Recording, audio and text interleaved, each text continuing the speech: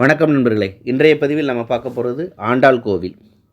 இந்த கோவில் எங்கே இருக்குதுன்னா விருதுநகர் மாவட்டம் திருவில்லிபுத்தூரில் இருக்குது.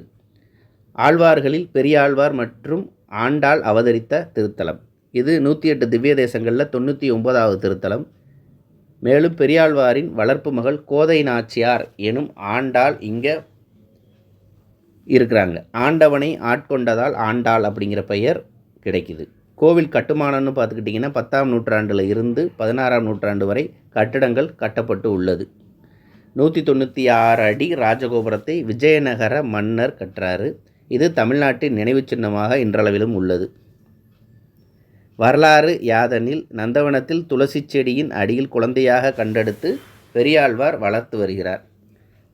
அந்த வளர்ப்பு மகள் வடபத்திர சயன பெருமாள் அதாவது விஷ்ணு மீது கொண்ட பக்தி காரணமாக அனுதினமும் விஷ்ணுவை நோக்கி பக்தி பாடல்கள் பாடுறாங்க.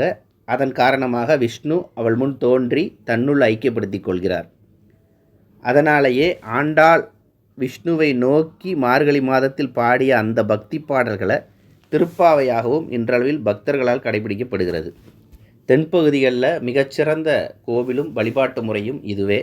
அதாவது ஆண்டாள் தேரோட்டம் அப்படிங்கிறதும் ஆண்டாள் போட்ட மாலையை திருமலை திருப்பதியிலையும் ஸ்ரீரங்கத்திலையும் இன்றளவிலும் பெருமாளுக்கு பயன்படுத்தப்படுகிறது. அதாவது சூடி கொடுத்த சுடற்கொடியாள் அப்படிங்கிற பெயர் அம்மாவுக்கு இந்த கோவிலின் வாயிலாகவே கிடைக்கப்பெறுகிறது. நன்றி, வணக்கம். இந்த வீடியோ பிடிச்சிருந்ததுன்னா சப்ஸ்கிரைப் பண்ணுங்கள், ஃபாலோ பண்ணுங்கள், கமெண்ட் பண்ணுங்கள்.